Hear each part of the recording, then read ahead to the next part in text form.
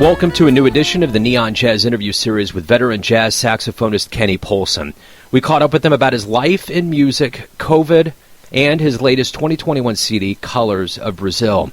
He was born in Kansas City, Missouri to a musical family, and his grandfather, Chubby Wayne Harshaw, was a major musical influence. These days, he is based in the Pacific Northwest, and he's performed in over 50 countries over his storied career. He's got great tales to tell. Get to know him and enjoy. Joe Domino, Neon Jazz Radio. What's going on? All right, how you doing? Hey, good. Thanks for taking a minute out. I appreciate it. Oh, man, no worries, man. I appreciate the fact that you want to talk. Yeah, man. Yeah, so Colors of Brazil, it's a great album. Talk to me a little bit about it coming out during a global pandemic. Talk to me about the timing and how you feel about it coming out now. You know, I'll tell you something. When the pandemic started to happen, I was already in the swing of things, and I'm like, shoot, I'm gonna use this time because, you know, we lost all the performances and stuff. So I'm gonna use all this time to be creative. So let's go ahead on and rock it out and finish this project. I'm sure that somebody's gonna hear it somewhere, you know. And I figured out that looks like the internet was gonna be the big thing. So, you know, hey, I'm glad I did it. So talk to me about how this love of Brazilian music came about for you, the inspiration for the album. I always wanted to do a Brazilian project. I love Brazilian music before I even moved there. I actually moved and lived in Rio for 5 years. While I was there, obviously, you know, I took in the local everything, the food, the culture, the rhythm of life, the whole thing, you know. This project is actually a culmination of all of that. It's not just music to me. It's the whole thing. How's the reception been for the album? It's been quite well. In fact, I had no idea that I would get this kind of attention with it, and of course, I'm not upset about it either. Obviously, been doing quite well. And one thing that I'm real happy about is some of the reviews. Well, actually, most of the reviews that I've received talk about the authenticity of it. You know, how it's not just somebody going after Brazilian music. It is Brazilian music, so that makes me happy, you know, when I get that kind of feedback from people, especially industry. So what do you hope the listener ultimately gets from this experience? I mean, there's going to be a lot of options for people out there, but when they decide and make a commitment to this album, how do you want them to feel? Well, I want them to feel like they're at home in Brazil, like that's their place, you know, in their mind, you know. It doesn't matter where they're from or anything. I want them to feel like they're listening to Brazilian music with a little bit of new colors in it, you know, because there's stuff in there that even though all the rhythms and all the feel is Brazilian, you know, I decided to add a little taste of some of that in there. For example, there's the Japanese koto in there. You'll hear that in there if you spend a little time listening to it. You'll also hear the noni, the African noni is in there. And also you'll hear the harp. You didn't hear that in Brazilian music very much either. So I wanted to add some different flavors to get a nice blend so it has more of a world kind of approach. So let's go and get back to the kind of the root of your influences. Talk to me about where you were born and raised and kind of how, you know, both music and jazz became life. I was born in Kansas City. Valley Park, if you want to call it so. I was very fortunate. I think the word is blessed, to be born into a musical family. My grandfather used to be a singer, dancer, and he also played a little piano. He used to be with Count Basie, Julia Lee, Baby Lovett, Cab Calloway. And he is kind of like the inspiration of me actually being a musician in the first place. He and my uncle, I have an uncle that used to sing with the Coasters. So music in my family is very, very serious and very deep, and it's very natural for me to play an instrument because everybody in the family did. You know what I mean? We actually grew up from elementary school. We moved from Kansas City. My mom lived with us out of there, and we ended up in California. And so we're in San Diego for a while, and then from San Diego to small town Bakersfield, California, which was I never forgave her for that. Because I'm like, oh, hey, San Diego, and all sudden with Bakersfield, what is this, you know? But that, I can't be upset because that's where I actually got my first instrument. No, it is. I made that lemonade, you know.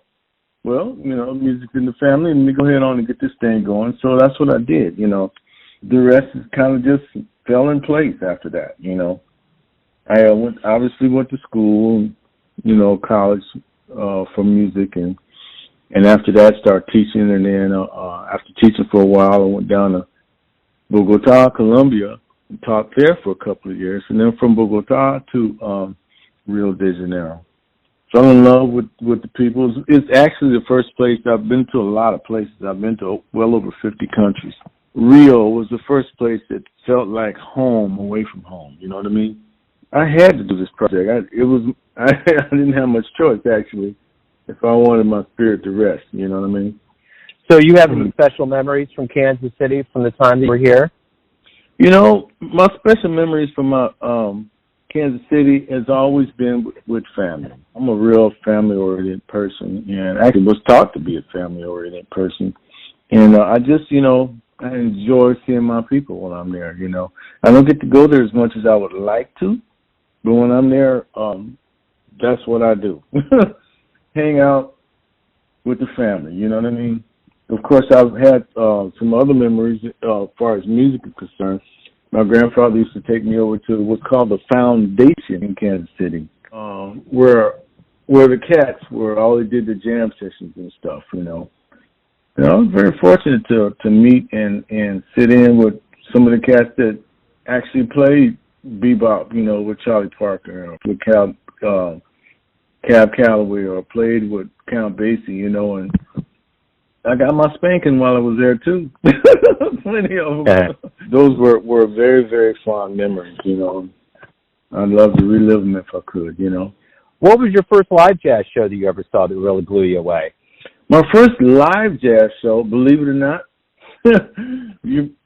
my uncle, the one who sang with the Coasters, primed me by having me listen to a lot of Miles Davis records. This was this lasted for about a week, 2 weeks.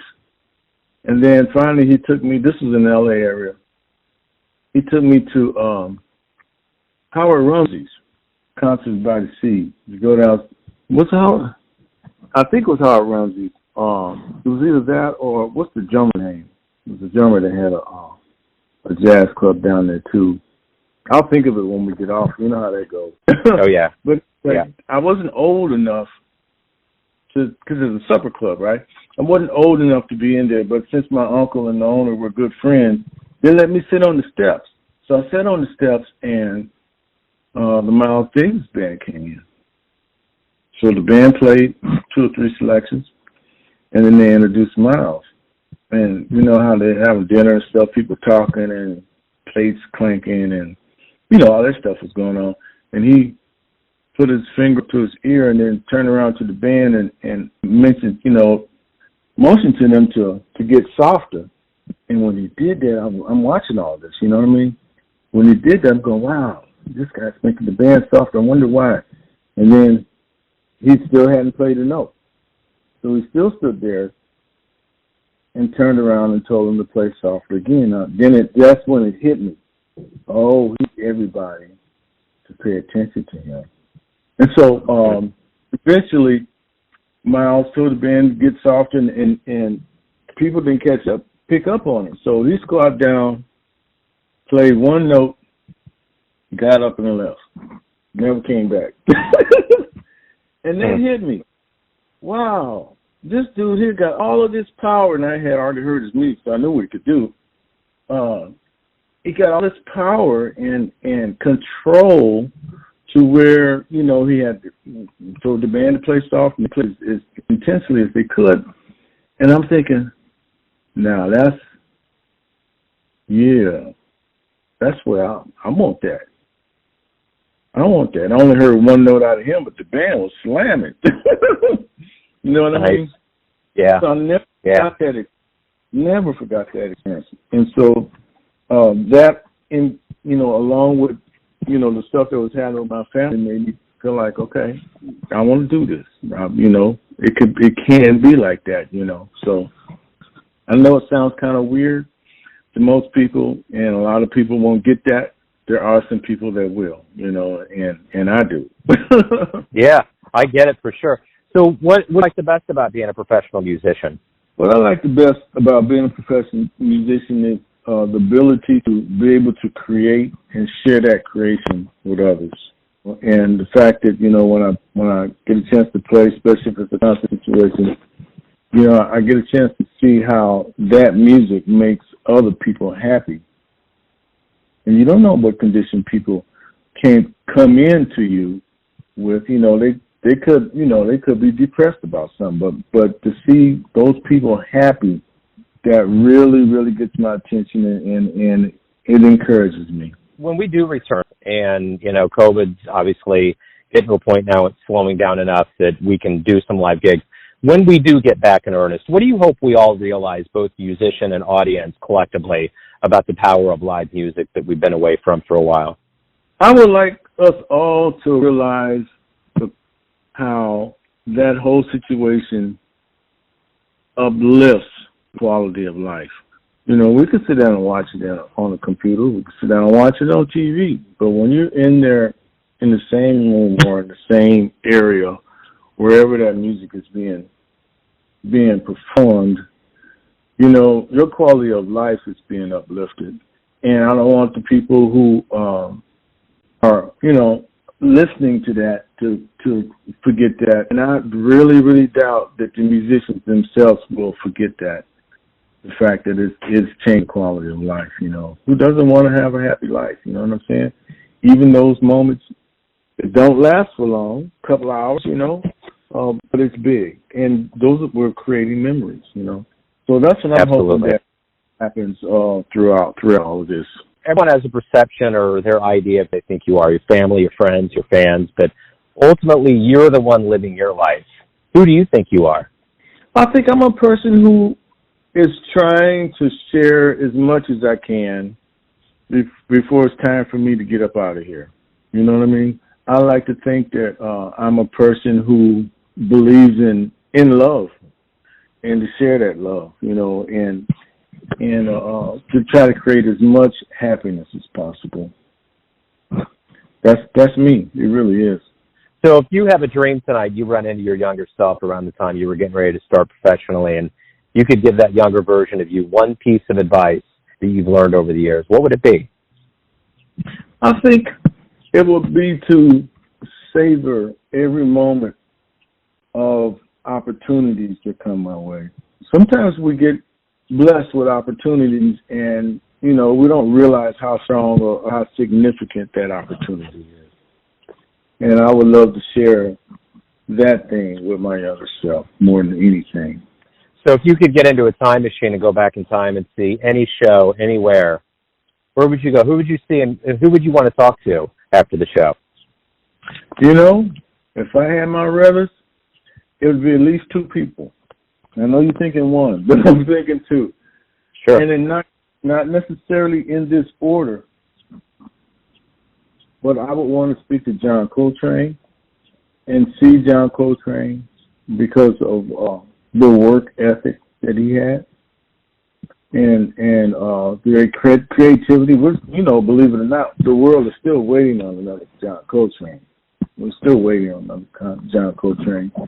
And the other person that I would really like to see and talk to would be Cannonball Adderley because of his work ethic. And I want to know how is he able to make his saxophone sound like he's happy with every single note he played. How do you do that? How do you do that? When you play and your personality comes out like that in such a way where it's obvious, how do you do that? I also would like to see and speak to Duke Ellington. These are my heroes, man.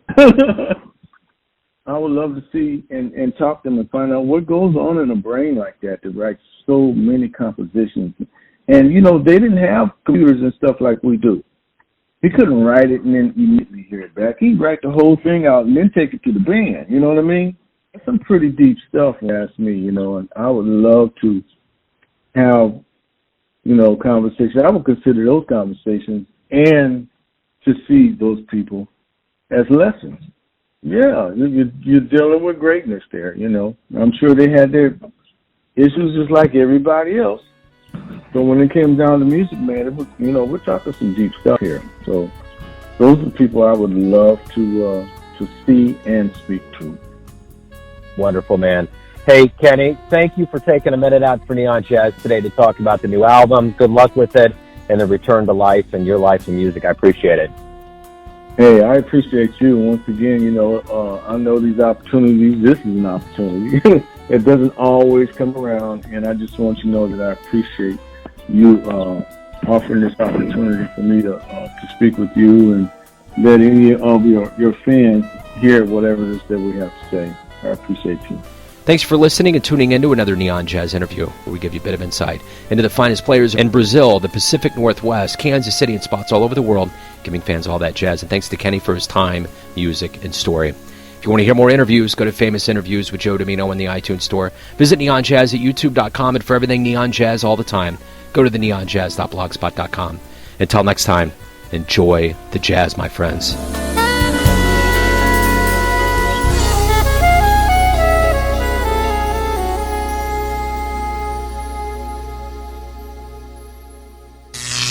Neon Jazz.